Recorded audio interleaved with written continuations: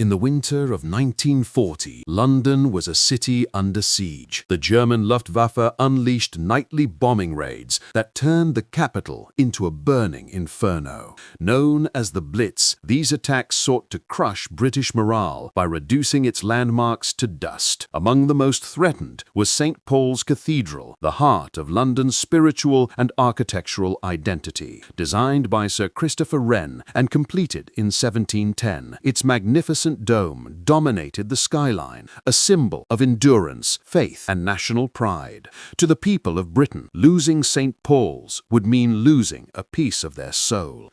On the night of December 29, 1940, the Luftwaffe launched one of the most devastating raids of the entire Blitz. Over 24,000 incendiary bombs fell across central London, igniting over 1,500 separate fires. The area around St. Paul's, Ludgate Hill, and Paternoster Row became a sea of flames. Smoke and sparks filled the air as fire crews struggled to contain the inferno. Journalists and eyewitnesses described it as the second Great Fire of London, eerily similar to the catastrophic blaze that had destroyed much of the city in 1666. Amid this chaos stood a small group of men known as the St. Paul's Watch, volunteers tasked with protecting the cathedral.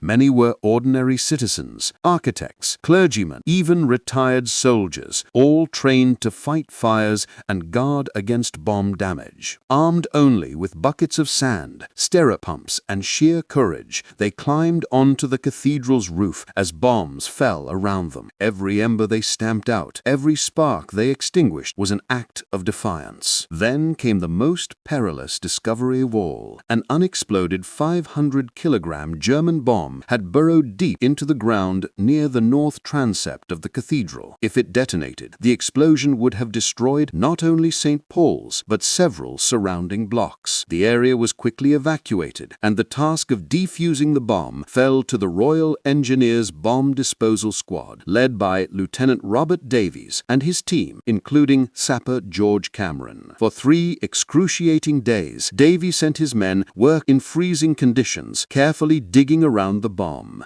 They could hear the dull thuds of distant explosions as other devices detonated across the city. The tension was unbearable. The bomb's fuse could have gone off at any moment. Finally, through sheer precision and bravery, they managed to extract the deadly device and load it onto a lorry. The slightest vibration could have ended their lives, yet they drove it slowly across London's empty streets to Hackney Marshes, where it was safely detonated. The resulting explosion tore a crater over 100 feet wide, proving how close St. Paul's had come to annihilation. When dawn broke, Londoners awoke to a sight that lifted their spirits across the nation. St. Paul's Cathedral still stood, its great dome rising proudly above the smoking ruins. The photograph of the cathedral surrounded by flames, taken by war photographer Herbert Mason, became one of the most powerful images of the Second World War. It was printed on front pages around the world with the caption, "St. Paul's survives." For their extraordinary heroism, Lieutenant Robert Davies and his team were awarded the George Cross, one of Britain's